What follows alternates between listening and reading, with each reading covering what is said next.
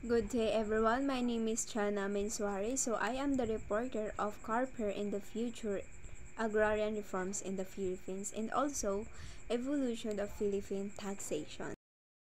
The title itself, Agrarian Reforms in the Philippines, it seeks to solve the centuries-old problem of landiness in rural areas. So, in other words, ang minito is agrarian reforms in the Philippines is para masolve yung matagal na problema ng ating bansa, which is kawalan ng lupa ng mga magsasaka or farmers. So, before we discuss, talakayin muna natin kung ano yung pinagkaiba ng CARP and CARPER dahil ito ang magiging sentro ng discussion na ito. The CARP represent as Comprehensive Agrarian Reforms Program. So, it is social justice government program initiative that aims to grant landless farmers and farm workers ownership of agricultural lands. So, ang CARP is programa ng governor, which means is mag-provide ng agricultural lands. So, para sa ating mga farmers at farm workers who don't have land ownership for their agricultural work.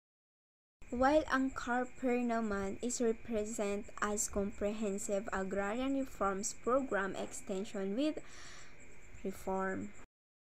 So, bakit nga ba kailangan gumawa ng batas para ma-extend ang CARP 5 more years? Dito natin malalaman ang discussion kung bakit nga ba to na-extend. So, it was discussed in the previous lesson about the CARP. However, hindi nabanggit kung nagtagumpay ba ang itong programa o hindi. So, here in my lesson, we're going to discuss about kung nagtagumpay ba o hindi, at kung hindi naman nagtagumpay, ano ang dahilan bakit ito hindi nagtagumpay. So, the new deadline of CARP expired in 2007, leaving 1.2 million farmer beneficiaries and 1.6 hectares of agricultural land of distribute to farmers. So, we've mentioned earlier na ang CARP ay programa ng governor para mag-provide ng mga agricultural land sa mga farmers na wala silang lupa due to the reason.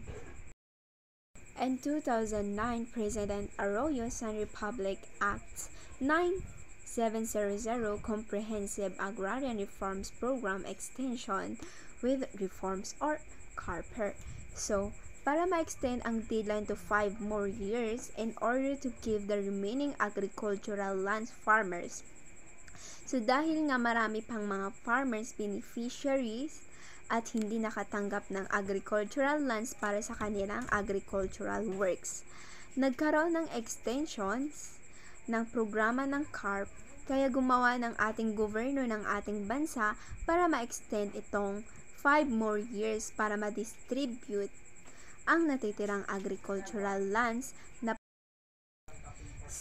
napapaloob din ito sa Section 30 of 3A 9700 or CARPER Law na ang implementation ng CARP which are ending ay pinapahintulutan ng pagpatuloy hanggang matapos kahit na lumagpas sa sinasabing petsa.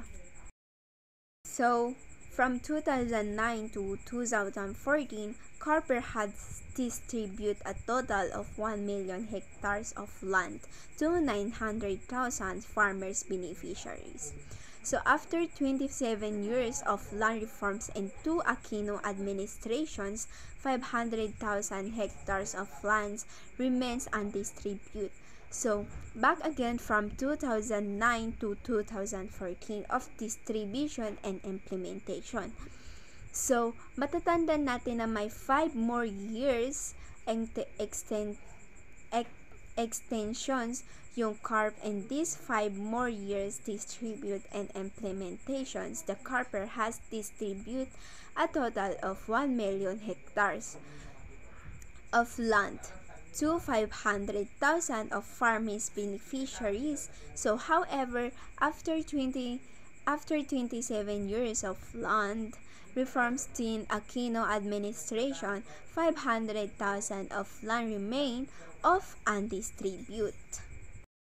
So, from 2009 to 2014, Carper had distributed a total of 1 million hectares of land to 900,000 farmers beneficiaries.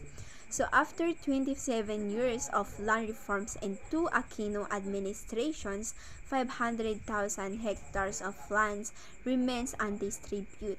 So, back again from 2009 to 2014 of distribution and implementation.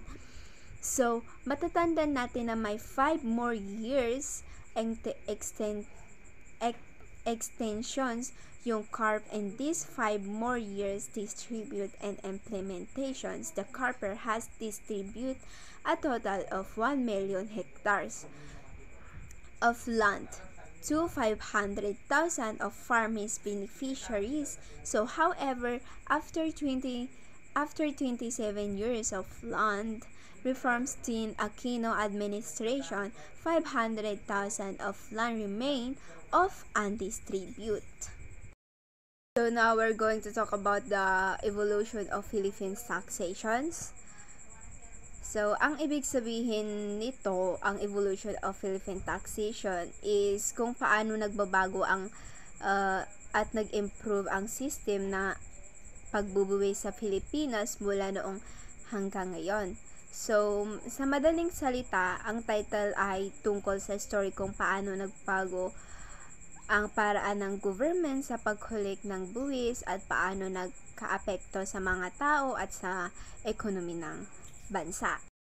Then, today's world taxation is reality that all citizens must contend with for the primary reasons that government receives revenue from the people they govern to able to function fully. So, sa panahon ngayon is normal na talaga na lahat ng netizen ay nagagabay ng tax. So, ginagawa ito kasi dito kumukuha ng funds ang government para magamit sa project at service para sa tao gaya ng roads, school, hospital at iba pa. Kung wala ang tax, hindi kayang mag-function ng maayos ang government. In exchange for the taxes, the people they pay, the government promises to improve the citizens' lives through good governance. Taxations as a government mechanism to raise funds, develop and evolve through time and the context of the Philippines. We must understand that it comes with our colonial experience. So, dito is kapag nagbabayad tayo ng tax, expected sa may kapalit ito. So, ang promise ng government na ayusin at pagandahin ang buhay ng tao through good governance. So, ang taxation ay paraan ng gobyerno para makuha ng pondo. So, at habang tumatagal, nag-evolve din ang systems sa Pilipinas. Kailangan natin maintindihan na yung taxation system natin is ngayon ay nahubog ng history natin, lalo na sa Spanish, American at Japanese colonization. So, thank you and that's all.